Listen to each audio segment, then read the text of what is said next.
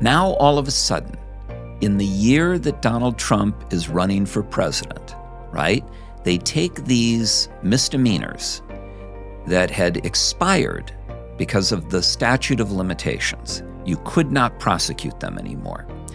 And they created a novel legal theory that had never been tried before, in which they bootstrapped these two misdemeanors to an assortment of other crimes that together would cause it to be a felony, right?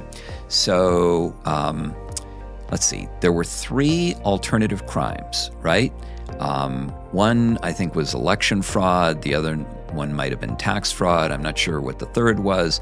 But the idea was that if what he was doing in the misdemeanors was intended to hide or conceal these other crimes, then that would be a felony, right? And so then they get a judge. Now, these cases are supposed to be appointed randomly to any one of a number of judges in New York, right? Dozens of potential judges, if not 100 in New York. And yet this judge is the one who keeps getting the Trump cases. So it's clearly not a random appointment, right? Like it's supposed to be.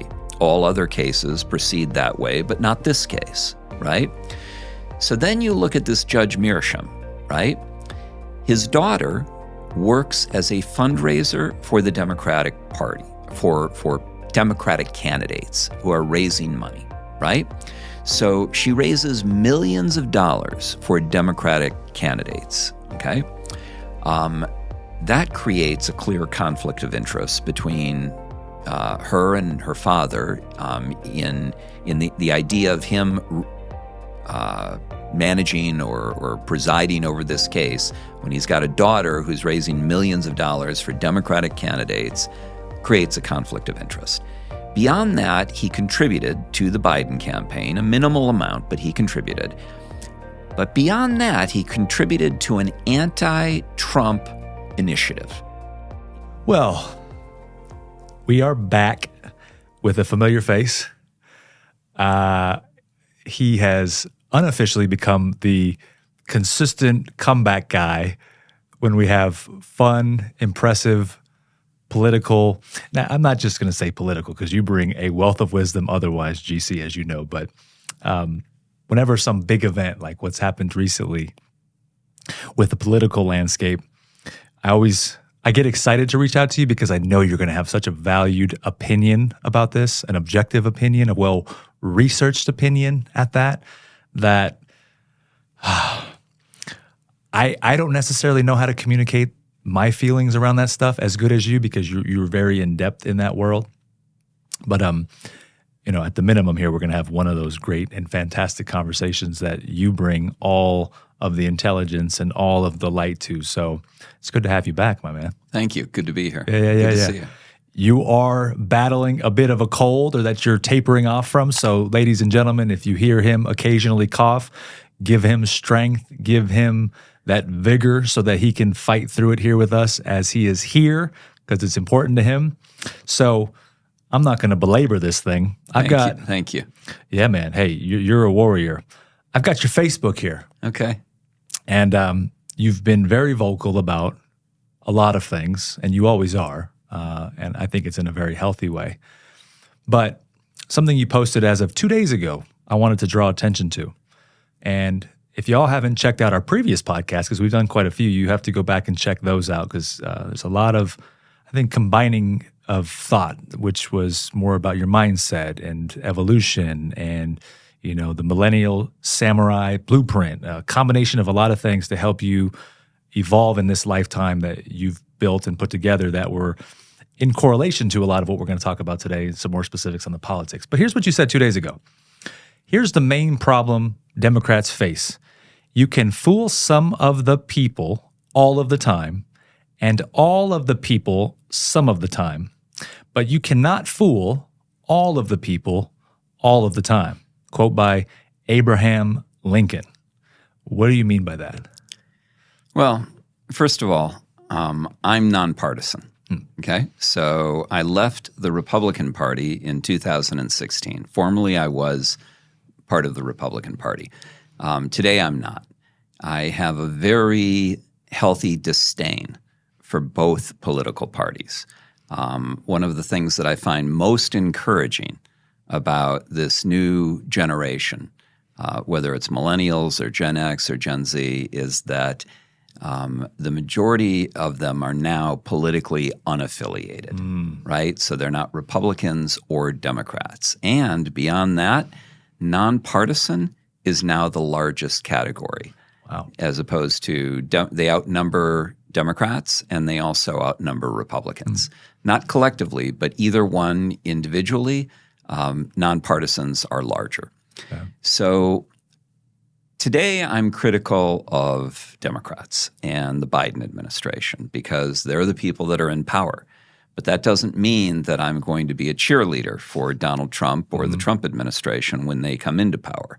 I'm likely to be equally critical of things that I see them doing that I don't agree with. I fundamentally believe that in a country of 235 million people that are equally divided, that you cannot lead this country from the left or from the right. You have to lead from the center, and that we should be jettisoning the bad ideas on both far sides of the political spectrum, and that we should be taking the best ideas from both sides of the political spectrum that are more towards the center, and that we should be moving the country in that direction because that is representative democracy. That's what a republic is supposed to be. So when I talk about Democrats not being able to fool all of the people all of the time, the Abraham Lincoln quote that you refer to, I have found in my experience that Democrats lie more than Republicans. And it's not that Republicans don't lie. They do. But not quite as often. It's like, look at Donald Trump. What you see is what you get. Yeah, powerful. Okay? So you may not like him. You may, in 2016, I called him a narcissistic buffoon. Okay? You may not like him. And there are many things I don't like about him. Okay? But I know who and what he is. Now, does he lie? Yes, but not with the frequency that Joe Biden lies, right? Joe Biden, almost every other day, every time I see the man open his mouth, he's saying something that isn't true.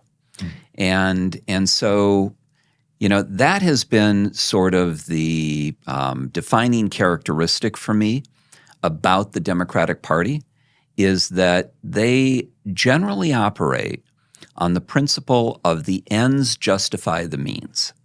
They believe in a certain outcome, right? Whether that's equity or equality or income equality or student loan forgiveness or universal health care, whatever it is. They believe in certain things very deeply. And so they're willing to lie in order to advance those objectives, and they justify it with this concept that the ends justify the means. You look at critical race theory, for example, or critical theory in general, and it's essentially very dishonest, right? It's not about a dialogue. The people that are advancing these narratives are not interested in the facts. They're not interested in having a dialogue or a conversation about the facts. They have a position that they want to advance. And, for example, let's say Black Lives Matter, right? You might say all lives matter, right? Well, all lives do matter, but they don't want to hear that. They want to hear that just Black lives matter because that's their narrative. That's what they're trying to put forward. And even though someone would come up with something as obviously truthful and accurate as all lives matter, this is rejected by those people, right? And it's that kind of militant adherence to a philosophical position or belief or objective that I object to. It's dishonest, and I object to dishonesty. I don't care if it's coming from Democrats or it's coming from Republicans. I object to dishonesty, and I think we all should. And the media is the same way. If you look at CNN, I used to watch with amazement at Don Lemon on CNN every night. The guy was lying and misrepresenting virtually every program. I mean, I couldn't watch him ever without feeling that he was lying or misrepresenting something. And, does Sean Hannity do that? Not as often, right? I'm sure he does it, but not as often. Does Tucker Carlson do that? I'm sure he does it, but not as often. So that, I think, is a fundamental difference, and I think it reverts back to or can be explained by the ends justify the means. Either you're a person that believes that the ends justify the means, or you're a person who does not believe that, who believes in truth, and let the chips fall where they may. You have a reverence for the truth, and you want to know what the truth is, and you want it to be accurate. And if it helps you, great, in whatever your worldview might be, then, you accept that and you enjoy that. If it hurts you, you still respect the fact that it's the truth and you're searching for the truth. Right. I don't think that today's Democrat Party does that.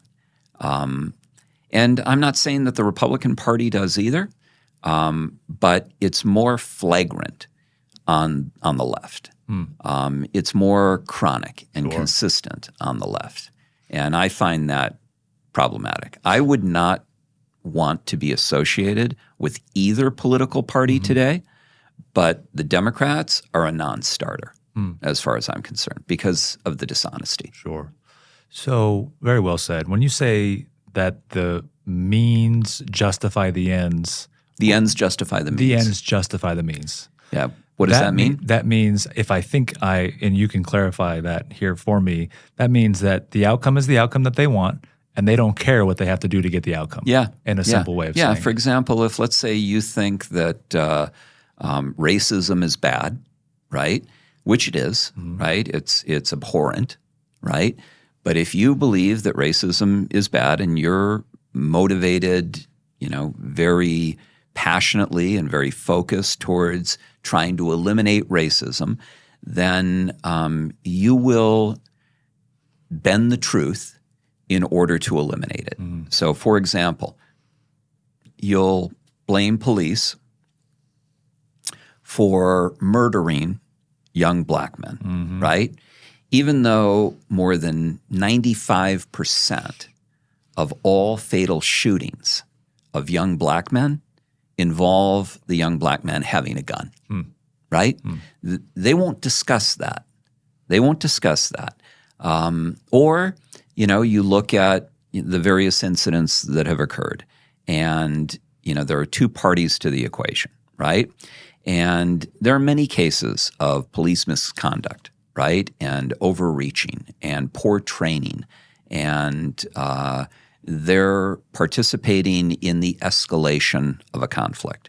But by and large, what you see is a lack of respect for authority on the part of the individual who ends up causing the situation with a police officer to escalate, right? It's a lack of respect for authority. They don't follow their instructions. They don't listen to what they say. They don't leave their hands out of their pockets. They don't stop moving, right? If you're a police officer and you're engaging with someone on the street, right, in the middle of the night, midnight, on a dark road, and you pull someone over and the person exits the vehicle and you don't know who you're dealing with, right? And you want to go home alive to your wife and kids. You can't tolerate a situation where the person is not following your instructions, where they're arguing with you, where they're reaching into their pockets, where they're moving when they're told not to, when they're not following instructions, right? You can't accept that because your life may be on the line. Some of those people, even if it's a small fraction, some of those people are hardened criminals who will kill you. And you don't know who they are because today everyone dresses, in a very casual, OG kind of way, right? And you don't know who you're dealing with, right? So it's that lack of authority, it's that lack of respect for authority that causes things to escalate. But those on the left that want to make a point will not acknowledge that, right?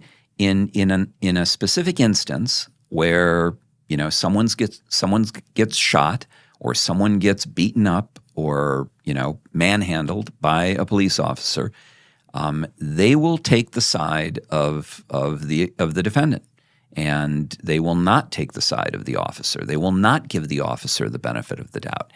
And what I would argue is that more often than not, the police officer is just doing their job.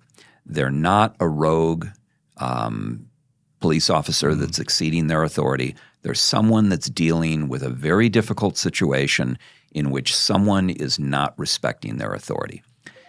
Democrats don't acknowledge that. They don't talk about it. They don't, they certainly don't highlight it.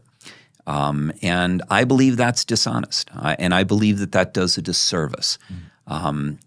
When they claim that racism is around every corner and that, they classify mega followers as deplorables, right? And white supremacists. I don't buy it. Most of these people are people who are patriots. They love America. They believe in the rule of law. They're not racist. They're not white supremacists. They're just normal, average citizens who believe in love of country and respect for the rule of law. And that's what they object to when they see that on the left. They're not objecting to the color of anyone's skin. They're not exhibiting racist tendencies. They don't fundamentally believe that someone who is black is inferior to someone who is white. They simply don't accept the behavior that's coming out of some of that community, especially when it has to do with engaging with law enforcement. And that's not an unreasonable position for people to take. If we don't have a respect for the rule of law and a respect for legal authority in this country, we will eventually devolve into anarchy. And that's not in anyone's interest. And so that's where I come down on those issues. Sure. So going back to a question on that thought, because I know you're an eternal optimist, as you've said before. Yeah. That being said, though, originating that thought at the beginning with "fool me once, twice," whatever that quote was, it's a loaded one. But do you think now that people are beginning to catch their antics on the left, and that people are beginning to say, this is ridiculous, it's going too far, and I'm sick and tired of it? There's no question. Okay. There is a recoil from what has happened, and it's amazing that it's taken this long, but it's happening. You look at the Washington Post, for example. Readership of the liberal Washington Post is down 50% since 2020, right? No one is reading their garbage anymore. And the same thing's going to happen to the New York Times. And, people are realizing that the country has moved too far in the wrong direction. And, on that point, there's something I'd like to add. First of all, for too many decades, the issues that Democrats have been raising have been ignored by Republicans, right? We've allowed large sections of our country to devolve into ghettos, into crime-ridden communities that lack economic opportunity, that don't have the kind of schools they should have, that have liquor stores on every corner, that have high unemployment. And for far too long, Republicans have failed to address that issue. They've taken the position that I'm not my brother's keeper, and that we believe in personal responsibility, and these people are responsible for themselves. And, you shouldn't be using my hard-earned money and tax dollars to be helping someone who is not doing their fair share, is the attitude that they've generally brought to the table. And the problem with that is that we are our brother's keeper, and that we are profoundly interdependent with one another, and that we can't have the kind of life that we want to have while others are suffering in poverty and misery and crime, where they have no sense of hopefulness and aspiration and opportunity, because ultimately those conditions will fester and they'll reach a boiling point. And that has been happening for decades, and we're at that boiling point. And Democrats rightly are raising those issues, and Republicans need to pay attention, and they need to try to help address those issues. But there's a right way to do things, and there's a wrong way to do things. And the right way to do things is to have a reverence for the truth to begin with, right? Don't lie about things. Don't embellish. Don't exaggerate. Don't use isolated instances to make these ridiculous assertions and assumptions. But be realistic, be honest, and work cooperatively to create consensus towards collaboration and solving these problems. These problems need to be solved. It is in everyone's self-interest that we address these issues and that we solve these issues. But there's a right way to do it and there's a wrong way to do it. And right now, Democrats are pursuing the wrong way to do it. And Republicans aren't doing it at all. And that's the problem, So ultimately, they're going to have to start talking and start collaborating and start being more efficient and effective in creating the positive change that we need to see in all areas of American life and in all communities, including especially our most depressed and challenged communities. Sure. So I believe very much in many of the things that Democrats believe in. In fact, you could call me a classic liberal, but a classic liberal is very different from a modern-day liberal, right? Bill Clinton was more of a classic liberal, right? Today's left are radical fringe extremists. Some are Marxists and some are anarchists. And I just have no tolerance for that. What's enabling that to get that far over to that extreme side? It's organized. It's intentional. There is a desire to break down the U.S. economy and to break down our sense of national identity, right? There is a globalist movement, and the World Economic Forum is a major kind of focus of leading that movement. And they basically come from the position that the wars and the conflict that we see going on in the world are the result of nationalism. I'm an American and you're Chinese, and therefore we won't cooperate. But that if we break down these international barriers, we break down these national barriers, that we can then become part of a unified whole, a global whole, which would have a global leadership as opposed to national leaderships. And there are people that, are very much opposed to that. They believe in their nation. They believe in their nation's history. They believe in their culture. They believe that they're doing well or have done well in the past. and that breaking down their national barriers is not in their interest. But the globalists believe it is in our collective interest as humanity. And so they're trying to break down those barriers.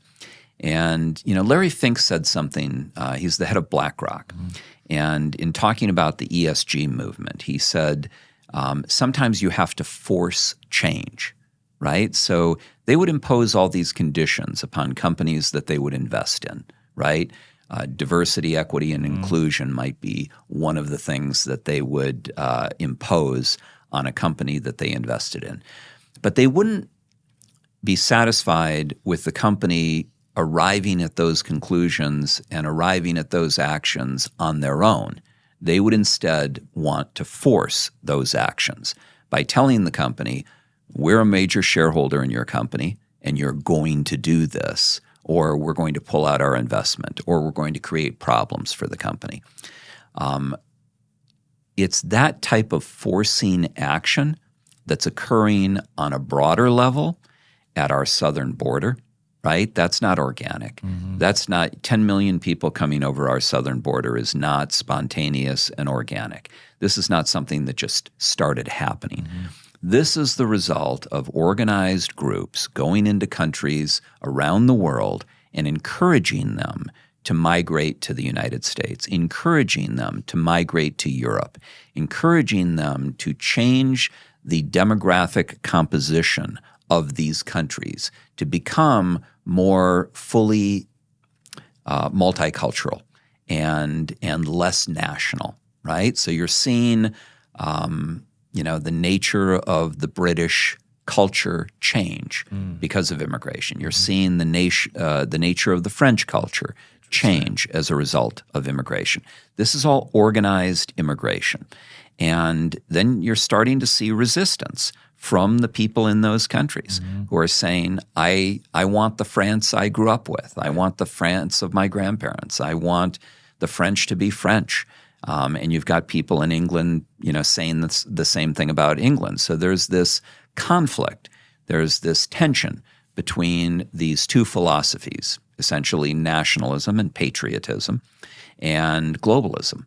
And that's what we're seeing today. And the wealthy, some of the wealthiest people in the world are part of the global elite who are liberal, who believe in one world order, and the world being controlled by an independent organization like the United Nations or like some other entity that they would create, with guys like Charles Schwab, not Charles Schwab, who's the head of the World Health the World Economic Forum. Got Schwab in his name. I know that. Klaus Schwab. Klaus Schwab. Yeah, with guys like Klaus Schwab being at the lead.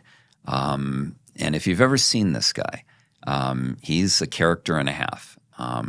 He actually dresses in almost like an imperial outfit, like he's an emperor. And, it's just a different mentality. And those people are spending billions upon billions of dollars to create the chaos that we're seeing. There was two professors, a married couple at Columbia University, Cloward and Piven. And in the 1960s, they articulated what was called the Cloward-Piven Doctrine. And the idea was that they believed in a universal basic income back in the 60s. They wanted every American to receive a universal basic income, a stipend of, let's say, $1,000 a month or more. And they were very insistent on the idea that there be no work requirement, that you just be given this money, okay? Every man and woman in America would get this money, probably including non-citizens, okay? And this would be paid through tax revenue or through taxes on technology or business. And they believed that this was the best approach to move towards a better, fairer, more enlightened society. Now, they knew in the 1960s that Americans might not agree with this, right? Because, the look on your face when I was talking about, everybody receiving this and there being no work requirement was sort of like disbelief, right? So they knew that that would be the reaction of most Americans. So they developed a doctrine. And the doctrine was that the only way that this was going to happen, that Americans would never agree with this, as long as there was an existing welfare system, as long as there were food stamps, as long as there was public housing, as long as there was an existing welfare system, people would never vote for and agree to a universal basic income. So the Cloward-Piven doctrine says that we must disrupt and bring down to a crashing end the existing welfare system, because only then will Americans start to think about and agree to a new system, right? And how do you bring down the existing welfare system? Cloward and Piven said you bring it down by overwhelming it. So let's say that there are 50 million people that are receiving welfare today. And the system can only accommodate so many. Well, when you add 10 million new people coming across the border, right, who then start to draw upon that system, and you're putting them up in hotels, and you're putting them into our hospitals, and you're delivering their babies in the hospitals for free, and you're putting them in public education for free, and you're incurring all of these costs, eventually you will collapse the system, right? And this is intentional. This is what the proponents of the Cloward-Piven doctrine want. They want to collapse the system, because if you stop delivering those services to the people who have become accustomed to them, those people will riot. They will not allow you to take away all of that entitlement without a fight. And that will cause people to have to redesign and change the system to something that is more like a universal basic income. So a lot of what we're seeing is intentionally designed to overwhelm the system. Does it happen? It seems like it gets amplified during the election year for a lot of reasons, right? And if the left and the Democrats, are they, in essence, and hopefully I say this correctly, are they working together with these globalists? Are they part of the same? Because you said they're liberal. Yes. I think you said the globalists. Yes. So they're part of the same initiative. Yes, their donors are the same people that are funding what's going on. Right. George Soros was reported in the mainstream media as having contributed $33 million to various groups who then bust paid protesters and paid organizers to Ferguson, Missouri in 2016 to lead those protests that ultimately resulted in riots all over the country, in cities all over the country. So Soros and people like him are backing these groups. What Democrats have done is, like blockchain, which is decentralized, Democrats have decentralized their power base. So historically, there was a Republican power base and a Democratic power base, and it was very hierarchical, right? You had leaders like Mitch McConnell at the top and leaders like Nancy Pelosi on the other side at the top, and they were the shot callers, right?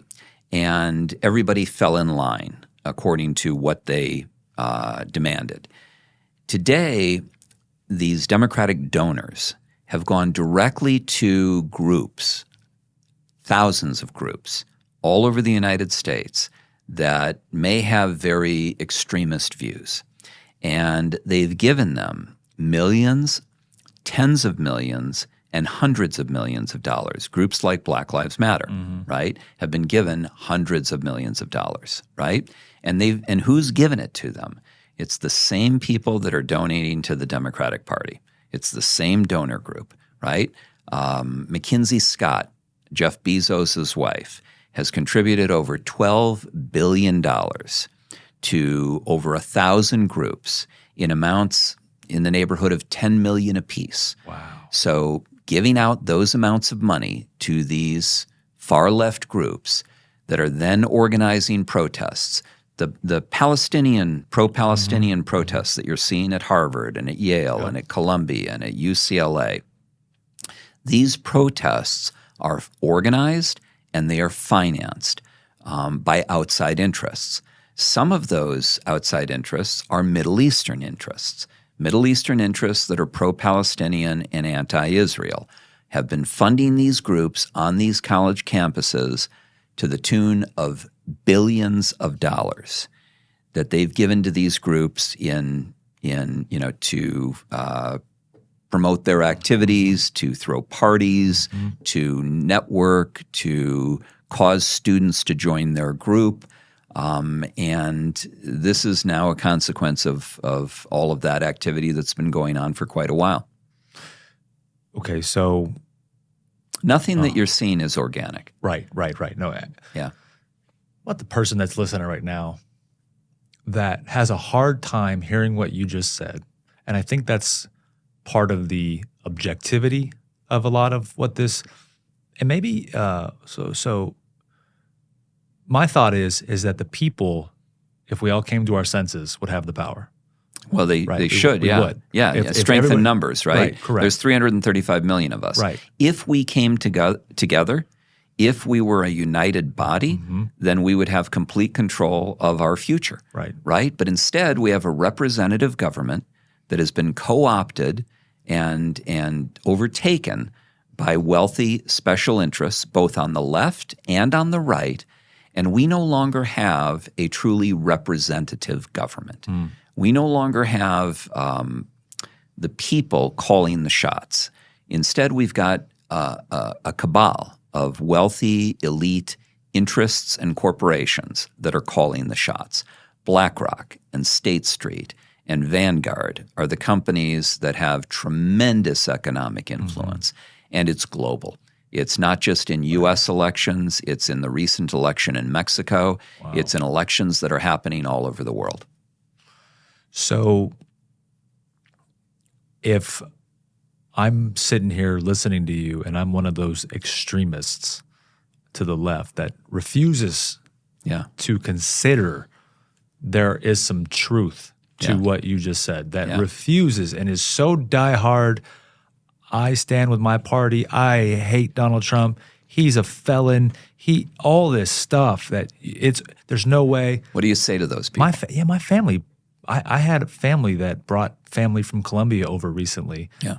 And they were coming to our house, my grandmother's house, and they were having lunch and dinner with us, and nobody really kind of knew who they were, and we were kind of turning our heads, and they had no papers, and they were just hanging out, and they were going to the hospital. One of them's pregnant, and I'm thinking, they don't have the money for all this stuff. And to your point of this whole organized thing, again, whether that was organized by my aunt and that family part, but the thought of all of that happening and these protests going on campuses, people get emotional and they start to think, well, that's not true. Then you hate that war that's going on over there. You don't love people. They get caught up in all this bullshit that's going on in their head. Yeah. Versus truly considering the fact that what you just said, the validity to that is sky high, right? Yeah. So how do we get those people that are just so gone? Because that's where I get frustrated. I'm almost like, and I get it because I used to be the idiot. Yeah. Right? And I used to not consider that. But then I got my head on my shoulders, I think decently correct. And now I'm like, oh, wow, that probably is a lie there, or 2 or 100. Yeah. And so obvious. Yeah. But some people don't see it.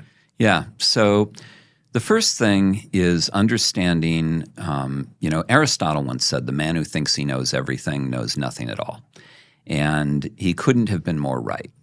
The first sign of wisdom, true wisdom, is understanding a recognition of how little you know, okay? I don't know anything necessarily more than you know, okay? I have a perspective. I have my own beliefs, right? So understand how the brain works, and you have your own beliefs, and your family has their own beliefs, and all the people listening to this have their own beliefs, okay? So begin by understanding how the brain works, right? So the human brain receives roughly 11 million bits of information every second of the day. Yet your conscious brain can only process roughly 15 to 50 bits of information per second, which means that the vast majority of information that enters your brain enters outside of your conscious awareness, which means that you have not had an opportunity to consciously interrogate that information to determine its truth or its falsity, right? Yet your brain is acting upon that information. Your unconscious brain is acting upon that information. And assuming the more that information is repeated, the more likely it is true. So if CNN is saying the same thing over and over and over and over and over, Trump is a racist, Trump is a racist, Trump is a convicted felon, Trump is a convicted felon, the more they repeat those mantras, the more the human brain hears it, and the more the human brain starts to recognize it through pattern recognition as being true, all based on frequency and reach, all based on repetition. Now, when you understand that your brain is exposed to a very different set of information throughout your life than my brain was exposed to, right? I've lived longer than you have. I've lived in different parts of the country than you have. I've had different experiences than you have. I grew up in a different household than you did. I had different friends, different parents, different siblings. I read different things. I watched different movies. I listened to different music. There was some overlap between what you experienced and what I experienced. But other than that overlap, it was different. And so it's no wonder that you would see the world differently than I would see the world. Now, when you understand that, then you begin to understand that we see the world not as it is, but as we are. This is an ancient truth. This what I just said, we see the world not as it is, but as we are, is in the Talmud, right? It is an ancient truth. Okay? And so when you understand that, then you understand that your views have no privileged legitimacy. What you believe to be true does not mean that it is in fact true. Okay? Now, I know that about my own thoughts. I also know that I have biases, right? And that I have a certain worldview, right? I believe the things that I'm saying, right? Now, I could be wrong about any of the things that I'm saying. And so what am I searching for to find the truth? I should be searching for disconfirming information, because all scientific progress is made through disconfirming information. You try an experiment over and over and over again until it fails, or as it fails, until it finally succeeds, right? You're looking for that one piece of information that changes the equation, right? And so if your views are no more privileged in their legitimacy than my views, then what we've really got is a jigsaw puzzle. And your views are one piece of that puzzle. And if you take all those pieces of that puzzle, you'll see the full picture. You'll see the full jigsaw puzzle.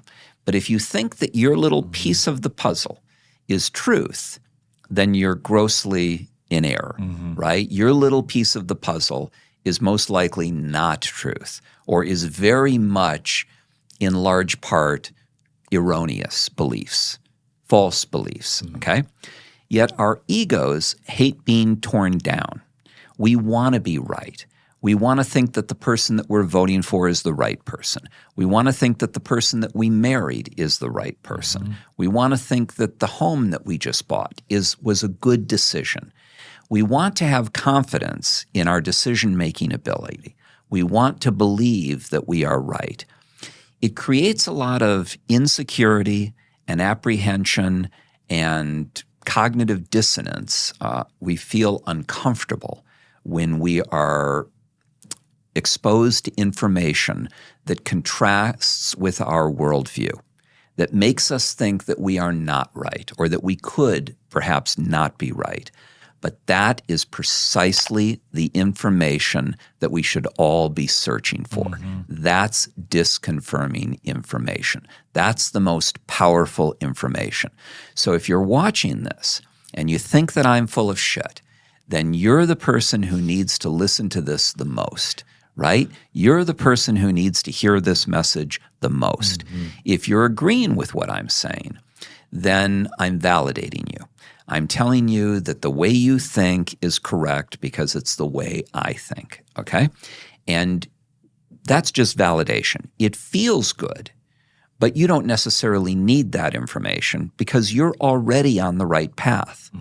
It's when you're on the wrong path, it's when you're thinking the wrong things, that's the person who most needs to hear the disconfirming information. So to all those people who are listening, if you're not agreeing with what I'm saying, then, it's great that you heard it because you more than anyone needed to hear it. And it's not necessarily that I'm right and you're wrong. Right. It's that it's a different perspective that you should want to have. We need to start to view alternative perspectives not as threats, but as assets, right? The person who thinks differently than we do is an asset. They're a different piece of the jigsaw puzzle. And we need to see that piece, and we need to examine that piece, and we need to look closely at that piece. And all the other pieces that we can get our hands on or our eyes on, we need to get as many of them as we can to triangulate the truth, to find the truth. And we have to put our egos aside, and we have to engage in what's called self-transcendence. It's not about me. It's not about my views. It's not about what I think. It's not about what I want. It's what's best for all of us, what's best for humanity, what's best for America, what's best for Nevada, what's best for Las Vegas, what's best for the largest group of us, right? That's where we should all be focused. That's what we all need to be thinking about. And that's and what is the truth? How do we triangulate the truth? That's what we should be searching for. And I think what has happened has been a lot of the deception and the access to information has been so simply influenced to skew that perpetual thought, that mantra, and it just keeps beating you up, and you look at it on your phone every day because there's influence on that. You're watching the TV, it's coming at you that way.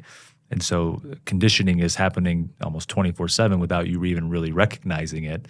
And then you virtually become somebody that you don't necessarily want to be without even knowing it. It's like, how the hell did this happen? Like, I don't want to be this person. Yeah, it's called manipulation. So so first of all, you have to understand the malleability of the human brain.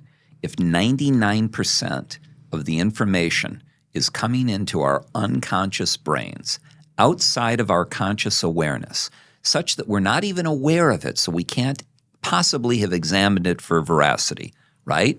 That creates an immense opportunity for manipulation. So that's one thing. The second thing is that the media are profit-driven enterprises, right, that have segmented markets. CNN has an audience. MSNBC has an audience. Fox News has an audience.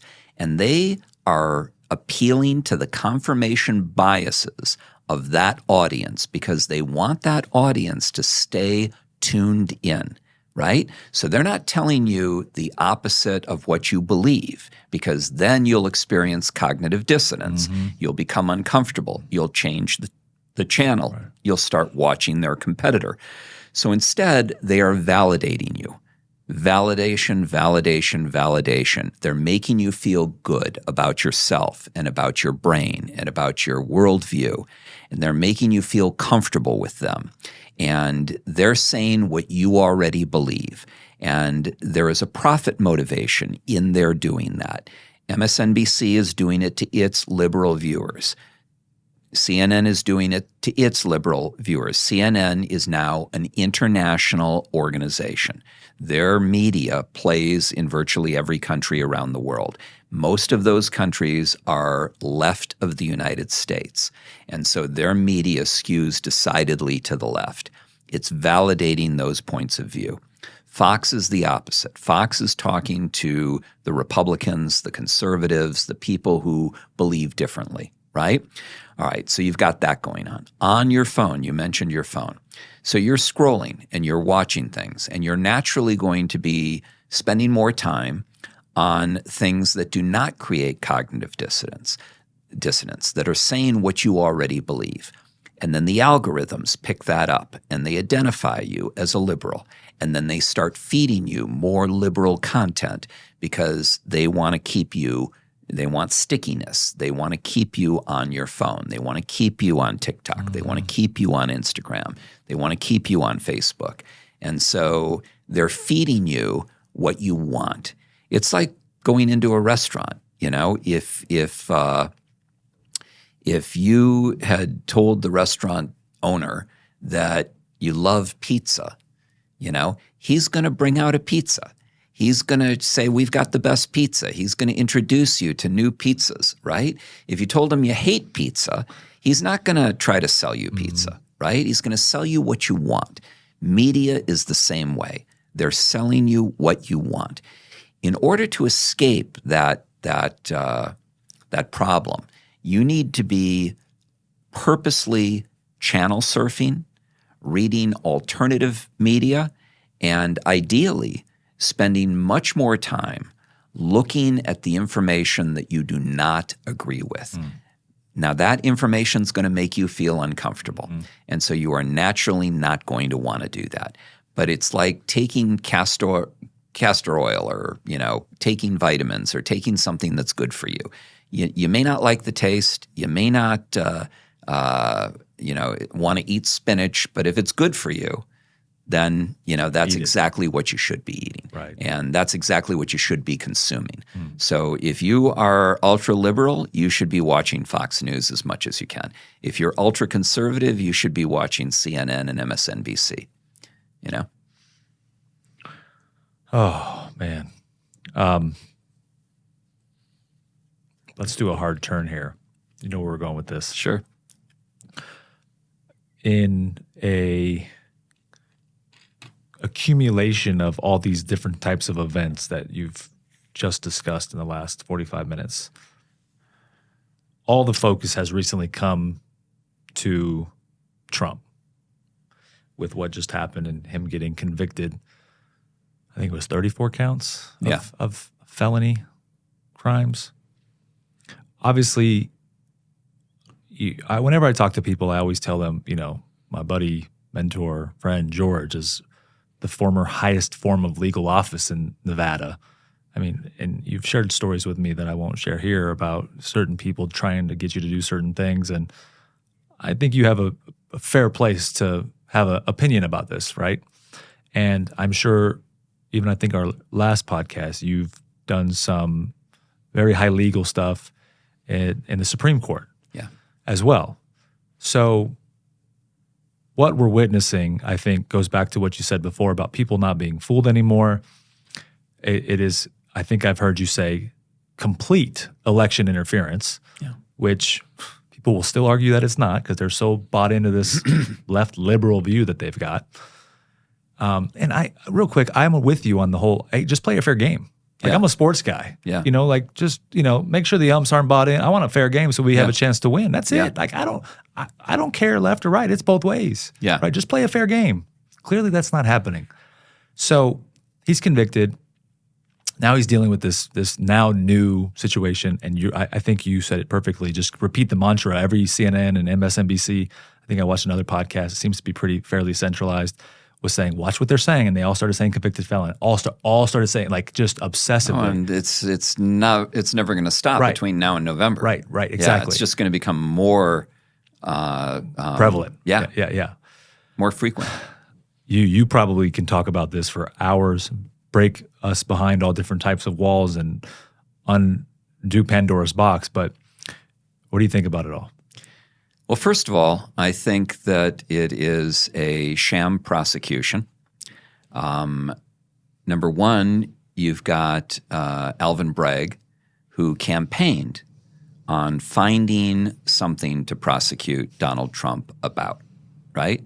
Now, the last time I heard anyone say that I'm going to find something to prosecute this guy and put him in jail, was under Joseph Stalin, right?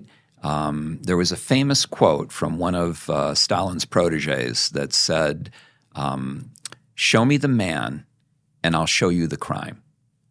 In other words, I'll find a crime on anyone. You just tell me who they are and I'll go find a crime that they've committed and that we can charge them with, okay? Number one, that's not our system of justice, right? It doesn't proceed from show me the man and I'm going to find something that we can go after him for. It instead proceeds with there's been a crime. Who committed it, right? And you shouldn't even know who committed it in the beginning, right? Justice is blind.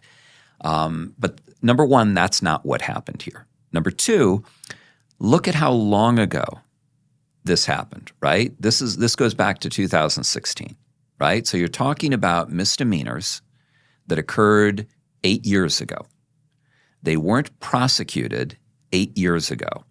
They were, in fact, looked at and turned down by the federal government Justice Department and by Alvin Bragg. They were passed on as being non-prosecutable, right? These were not good cases in the opinion of the U.S. Justice Department or the Manhattan DA's office 8 years ago, okay? Now, all of a sudden, in the year that Donald Trump is running for president, right, they take these misdemeanors that had expired because of the statute of limitations. You could not prosecute them anymore. And they created a novel legal theory that had never been tried before, in which they bootstrapped these two misdemeanors to an assortment of other crimes that together would cause it to be a felony. Right? So let's see. There were 3 alternative crimes, right? One, I think, was election fraud. The other one might have been tax fraud. I'm not sure what the third was. But the idea was that if what he was doing in the misdemeanors was intended to hide or conceal these other crimes, then that would be a felony, right? And so then they get a judge. Now, these cases are supposed to be appointed randomly to any one of a number of judges in New York, right? Dozens of potential judges, if not 100 in New York. And yet this judge is the one who keeps getting the Trump cases. So it's clearly not a random appointment, right? Like it's supposed to be. All other cases proceed that way, but not this case. Right? So then you look at this Judge Mearsham, right? His daughter works as a fundraiser for the Democratic Party, for Democratic candidates who are raising money, right? So she raises millions of dollars for Democratic candidates, okay?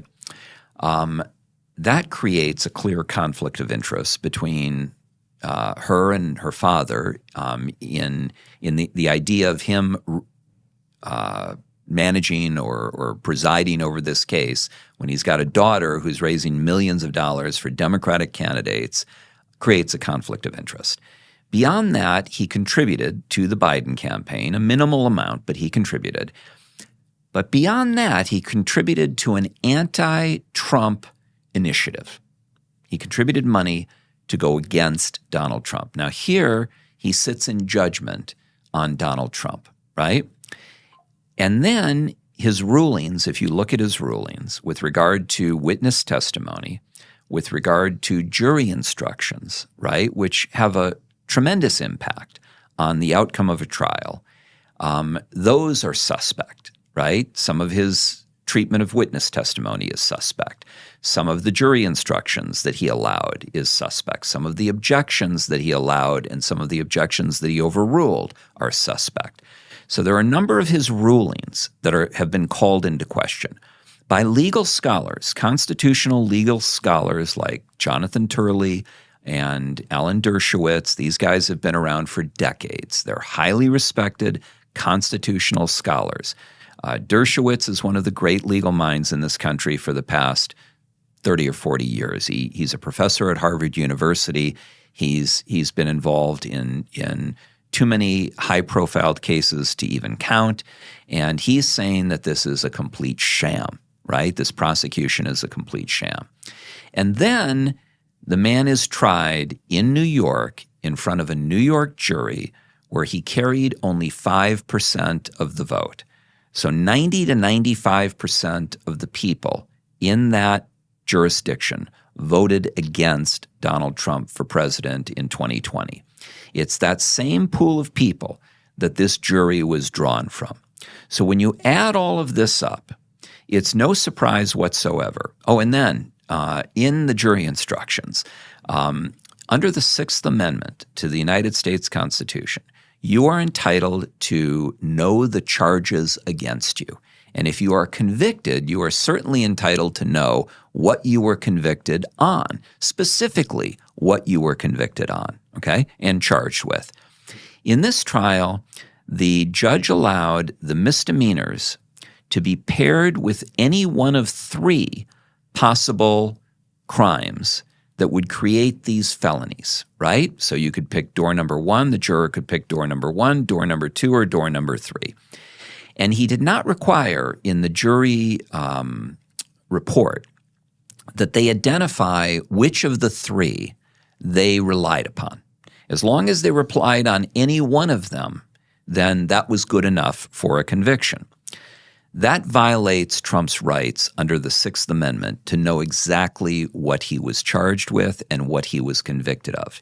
It also violates the requirement of a unanimous jury because we don't know that 12 people all agreed on one of those three charges, or all agreed on two of the three, or all agreed on all three of the three. There was no feedback from the jury required as to that issue. So it could be that some of the jurors believed that crime number one paired with the misdemeanors.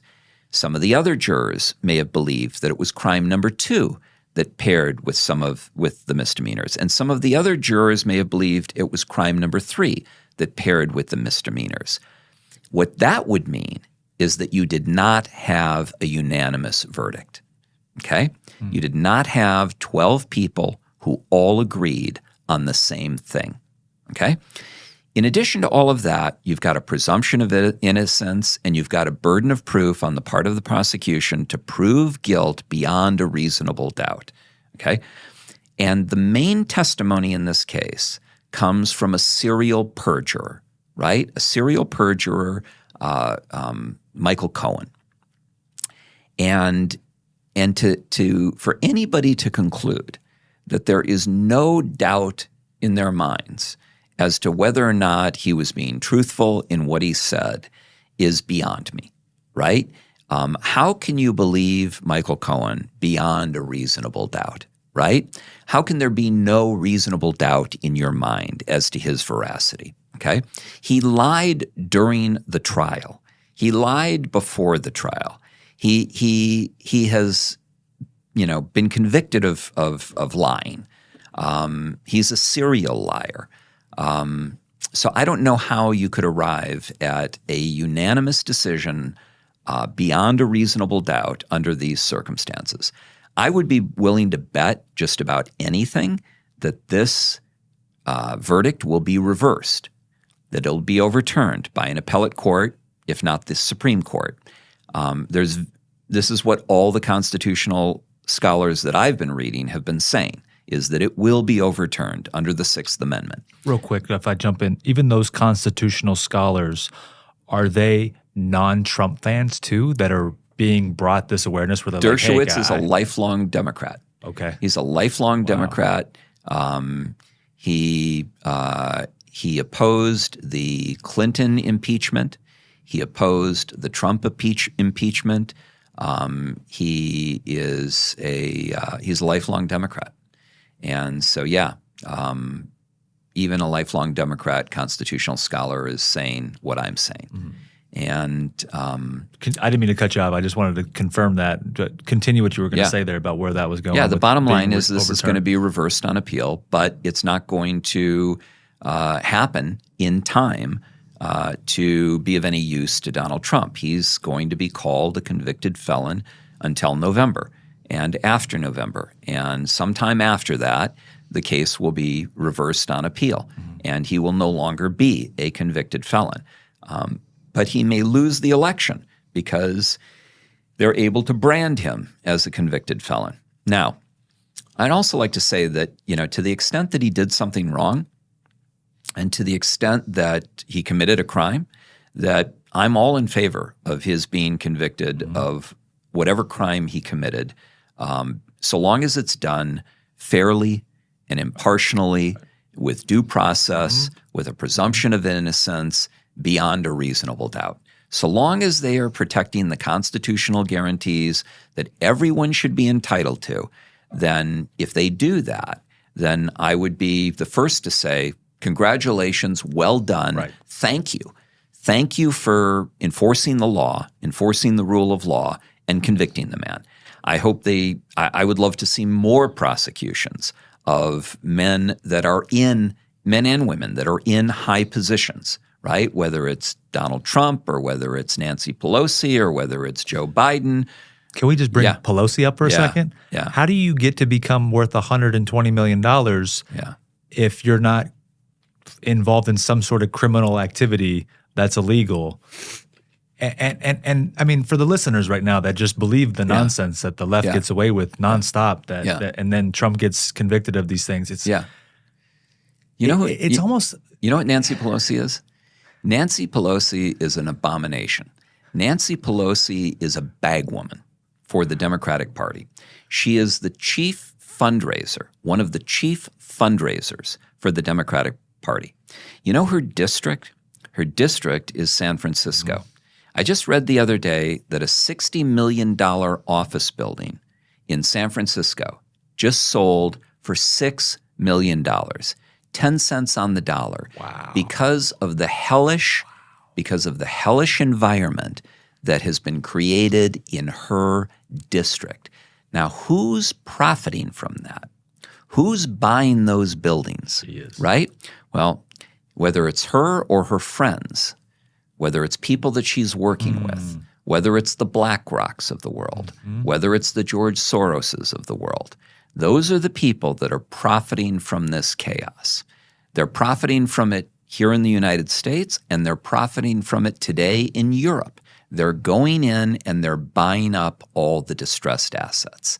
So this is one of the greatest wealth transfers in human history, and it's occurring because you bring down these communities into a derelict state, and it causes the assets to plummet in value.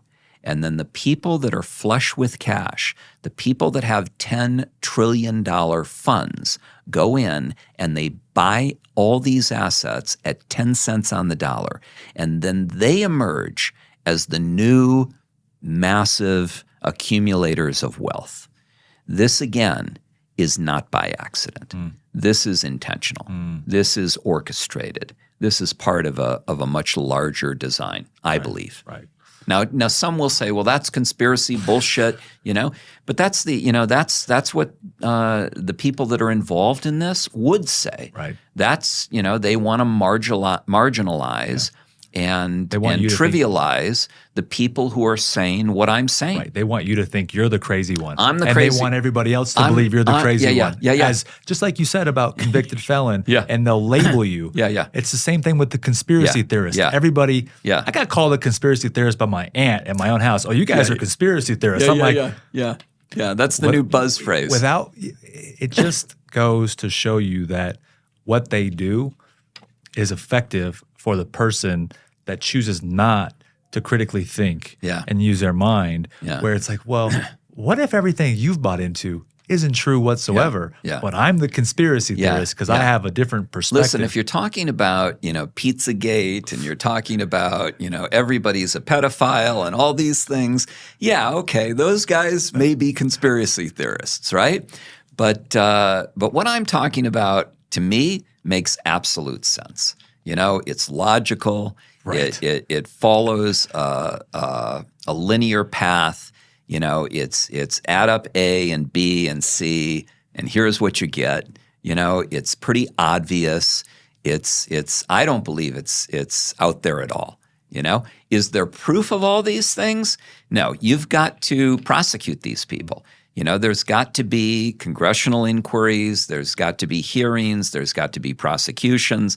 Then and only then will you be able to prove all these things.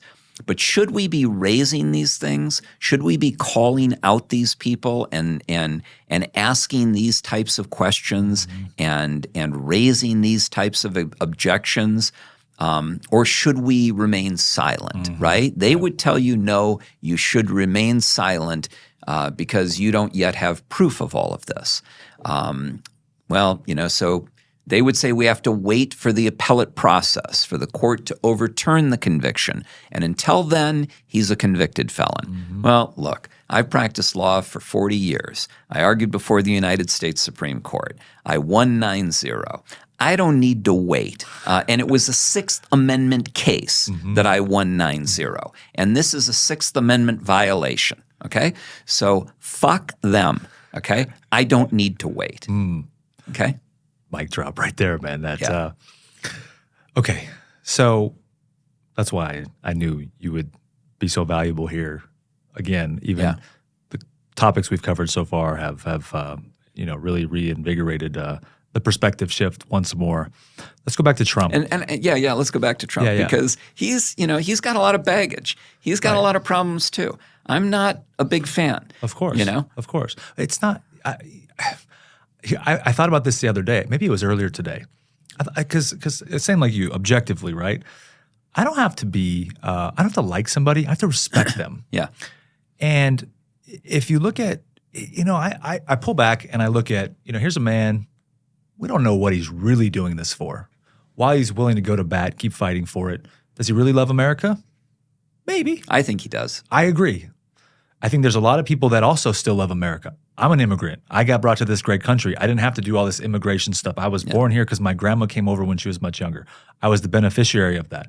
I love freedom. Yeah. I love the values that this country's about. Yeah. I understand lower income. I understand what's not so great.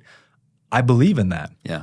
And when I look at a guy like Trump fighting for that, I respect the hell out of a man like that just won't go down. It's throw everything you've got at me, including the kitchen sink, and I'm still battling. I mean, who can't respect that? Yeah. That alone is very much worthy of respect because I don't know of another human being.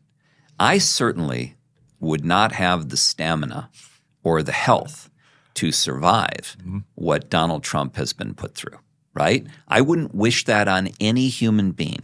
Running for president of the United States without any of this is incredibly draining, incredibly stressful, would challenge and tax all of us beyond our limits in most cases. Very few people could do this without any opposition. Just without any opposition, very few of us would be able to run for president and go through that grueling gauntlet, okay? But when you tack on the fact that this guy, from the moment he came down the elevator, the resistance was born, and they have been after him relentlessly. And it hasn't just been Democrats. Republican establishment in the beginning was very much against him, right? It was the Democrats, it was the Republican establishment, and it was the media. All three of these mega forces were constantly biting at the heels of this man for 4 years. And then we had an election that he claims was fraudulent, right? Without proof. right? But an election that clearly had some issues, right? 30-some states changed their rules on the election weeks before the election, right? There were definitely some irregularities. Right. There's no question about it. You know, I conceded the minute that the Electoral College numbers came in and it said that Trump lost, I conceded that he lost, and I said there's no way in hell that Trump is going to have enough time to prove fraud in all these different states to a degree that would allow him to overturn that result. It's not going to happen. So in our system of justice, he has to accept the decision. He didn't accept the decision. Now, people say that's because he's a tyrant, or that's because he's a megalomaniac, or that's because he wants to be a dictator. How about maybe it's because he felt that the American system was abused and he was standing up for what he believed, okay? You know, they talk about the big lie.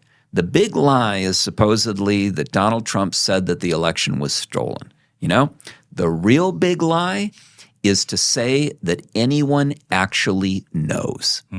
We don't know because we haven't had sufficient time and investigation to know, and fraud is extremely hard to find and extremely hard to prove.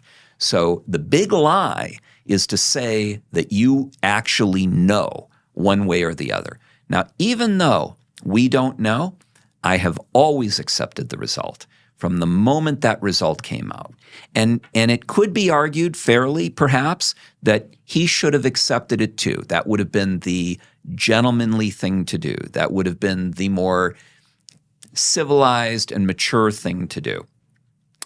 But there's also an argument to be made that if there was actual fraud, he had a duty. He had a duty to object to it. He had a duty to say what he did. He had a duty to do what he did.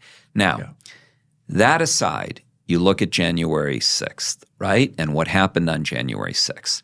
And you look at free speech under the First Amendment. And you look at the U.S. Supreme Court rulings on what constitutes incitement of violence, okay?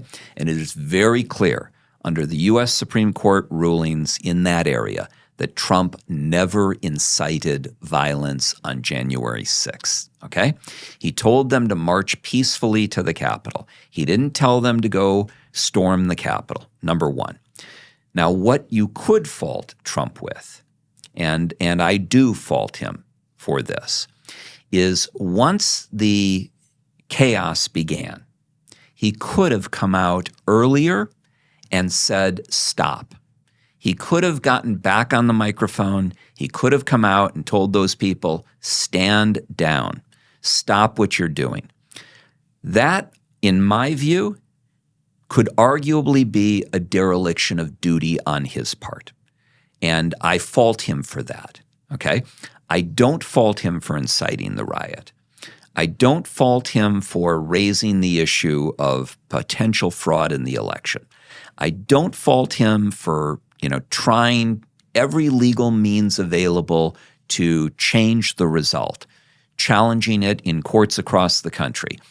You know, an argument can be made that the vice president was empowered to change to call for a recount of electors, and that Trump, on the advice of his legal counsel, was pursuing that avenue because he felt it was a constitutional avenue that he was entitled to pursue.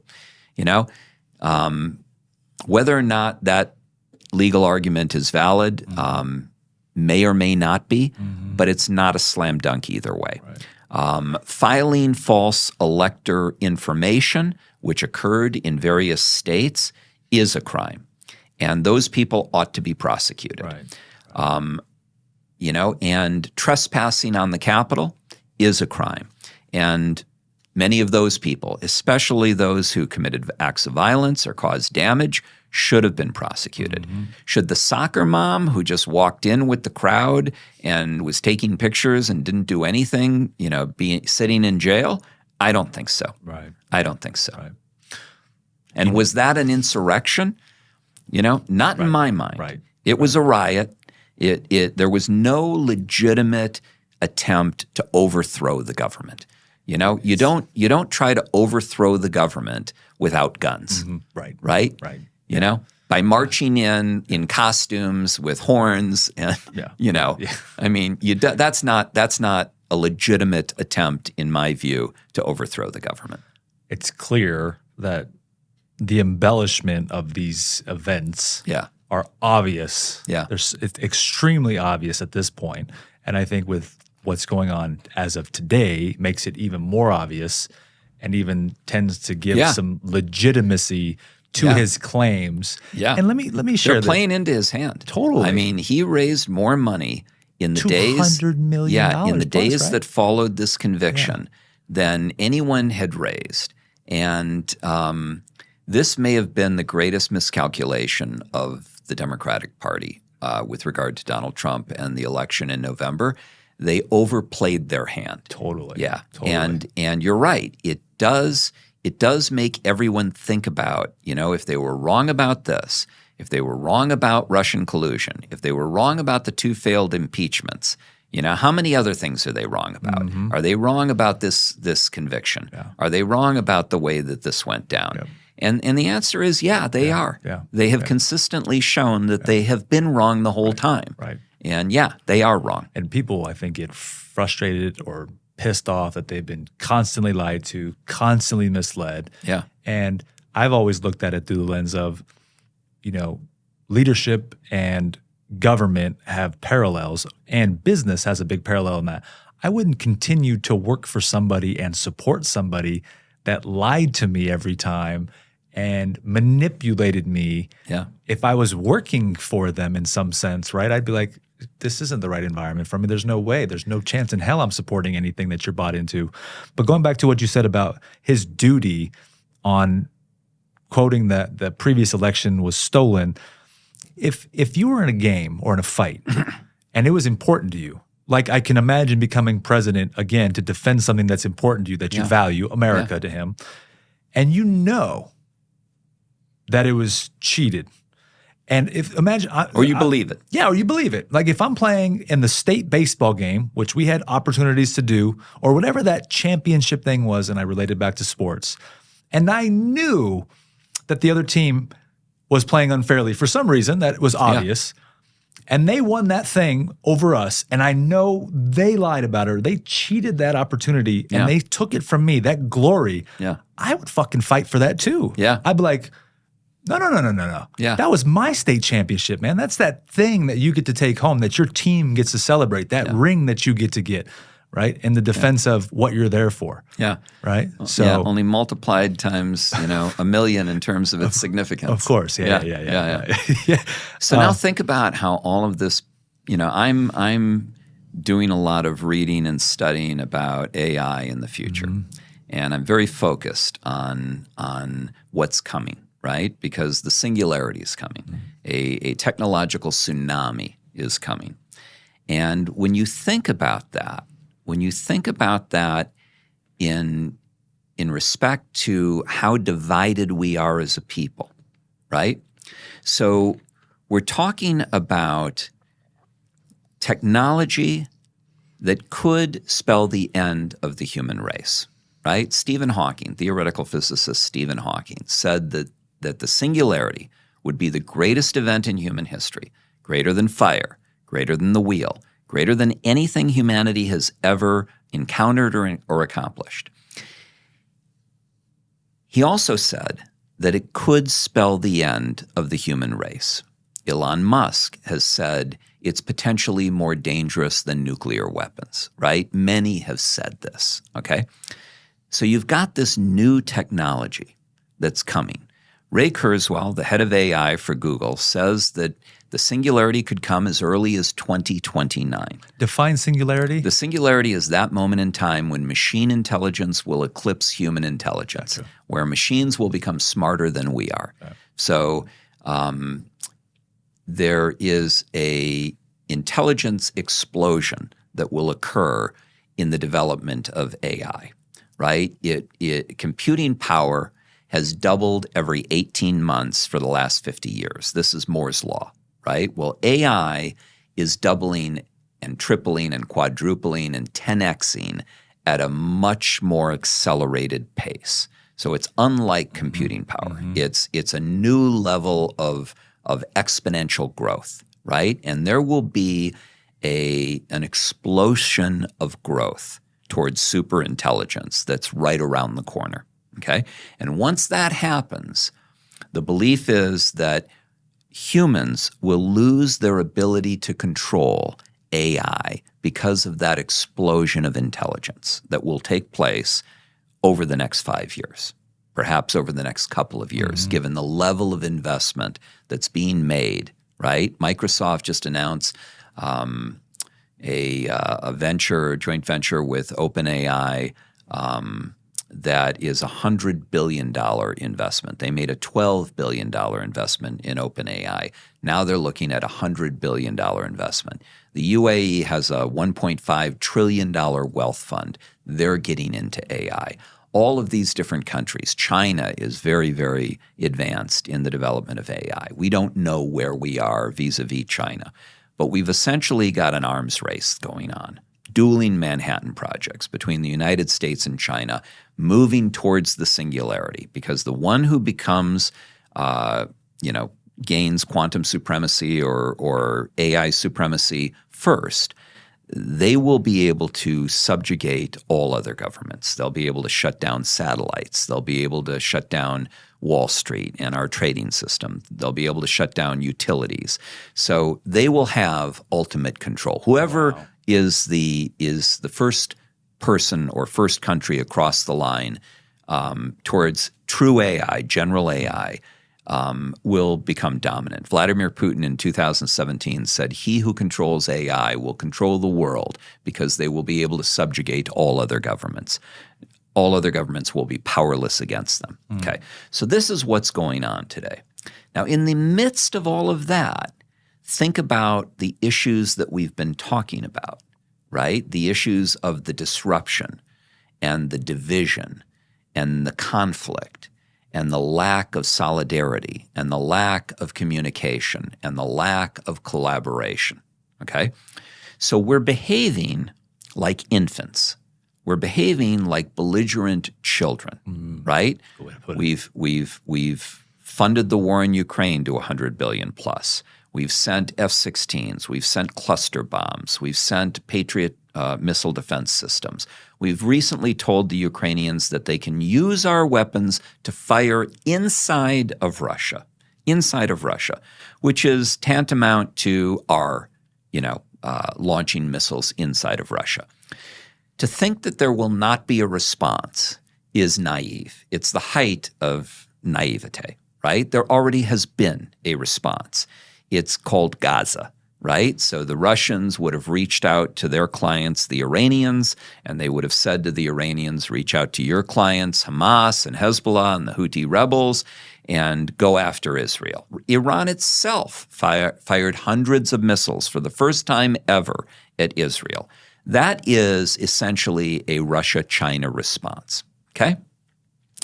So this is the kind of conflict that's going on. We already have nuclear weapons. Nuclear weapons are enough to extinguish us as a species, right? Vladimir Putin has more of them than we do. He has 6,000 of them. We have 5,000 of them, right? So all of this is going on.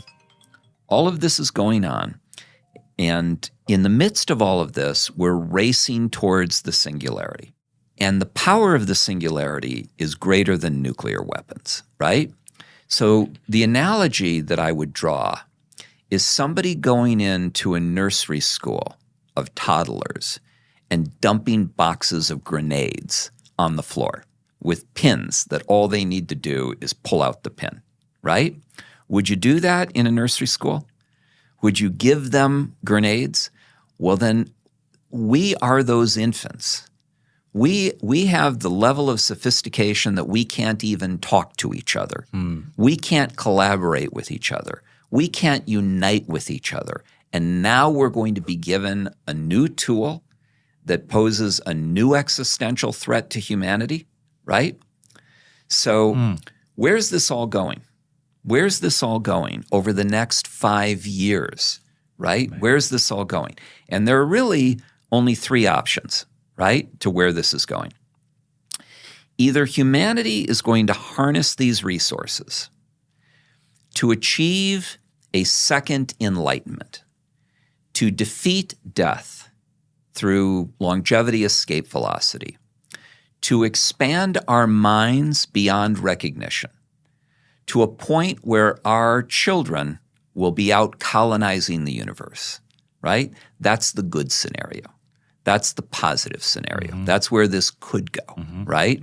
Humanity will use technology or merge with technology to become a hybrid and will achieve these grand ambitions, right?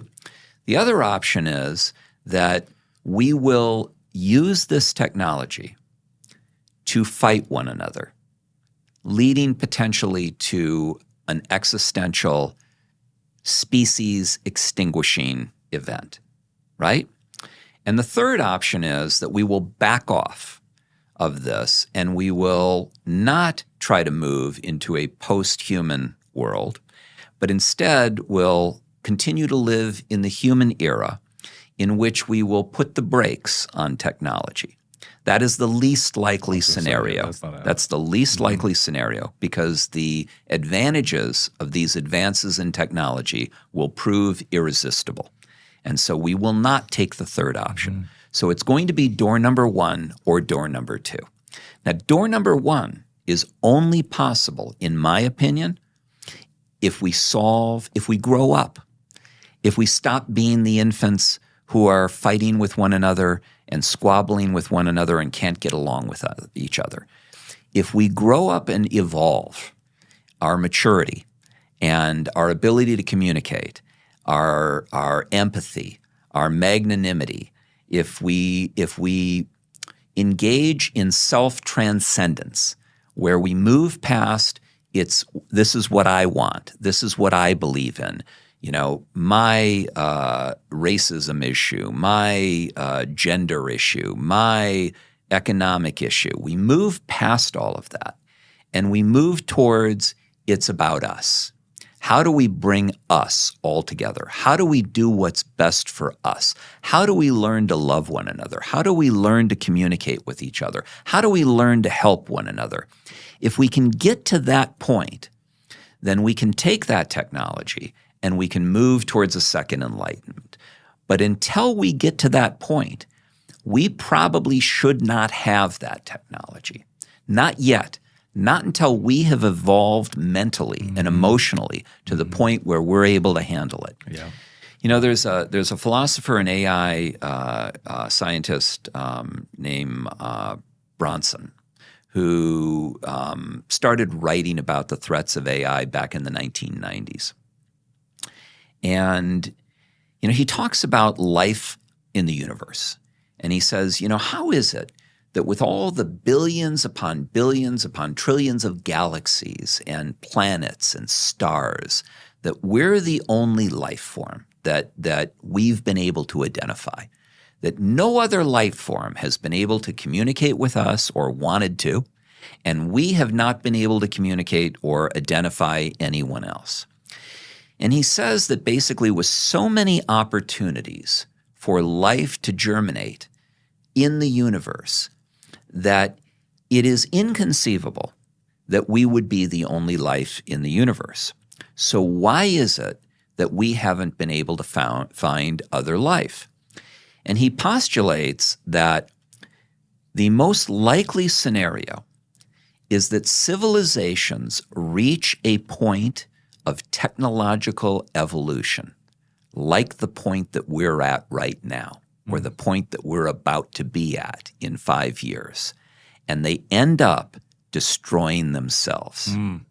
And that there have been many civilizations throughout time, since the dawn of history, but they have expired. They have self-destructed. And that this is the most likely reason why there's not life on other planets that we've identified. That's a very scary and daunting proposition. Yeah. But it should give us all pause that we don't need to be that way. We don't need to head in that direction. And he says that what we need is we need leaders who are polymaths, right? Who have a very broad range of knowledge, right? Who are self-transcendent, who don't just care about themselves, but who care about others. This is the type of leadership that we need, right? And so, I'm 65 years old, and I'm essentially devoting my life to become that type of leader and to talk about these things, not to lead through running for office. I have zero interest in running for office, but to try to change hearts and minds, to understand what's at stake, and to make the right choices and the right moves that will bring us together, that will stop the conflict, that will increase the communication and collaboration, that will rise our level of evolution and our level of maturity so that we are able to take this incredible technology that we are now developing and on the verge of developing and use it to create a second enlightenment and a utopian society that is well within our reach. These are the stakes. A sublime future that is unlike anything we've ever imagined, where we can feed everyone on the planet, clothe everyone on the planet, educate everyone on the planet, harnessing technology to do everything that we've always wanted to do, or kill ourselves. That's where we are. That's where we are. And we've got about 5 years, it appears, to get our shit together. So these are the issues that I'm raising. This is what I'm talking about. I hope more people start following me. I'm going to be doing a podcast of my own. I'm going to be on YouTube. About damn time. I'm going to be on YouTube and start doing a podcast. Right now, people can follow me at George J. Chanos or George Chanos on Facebook or on Instagram. I'm most active right now on Facebook, which is a mistake. I should be on Instagram. Facebook is not, it's an older audience. It's not, it's just familiar. It's where I started.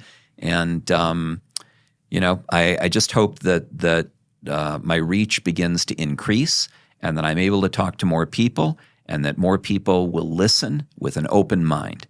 Frank Zappa once said, a mind is like a parachute. It doesn't work if it isn't open, right? Yeah. So I hope people open their minds. I hope they receive the information in the spirit that it's intended. I'm nonpartisan. I can be as critical of Donald Trump as I am of Joe Biden. And I'm very much as critical of the Republican Party as I am of the Democrat Party. We need to do better. Yeah. We deserve better. I believe the country deserves better. And that's why I enjoy, for obviously many other reasons than just this, but what you just said in the last 5 minutes is why I always enjoy having you back here to do what we can to support that vision combined and obviously get people to become part of the solution and not a consistent part of the problem. Yeah. Because that's what we need. So, my man, as always, you know I love you. I say that every time. It's because it's true. And if you went back and watched all the podcasts, I think that same line is right there, and it's not on purpose. Love you too, Manny. Appreciate you, man. Thanks again. Yeah. Absolutely. Thanks for having me on. Always, man. Just prepare for next time. All right. We got a lot of election stuff coming up this year, right? We got a lot of politics, a lot of life to talk about. So, my man, appreciate you. Thank you.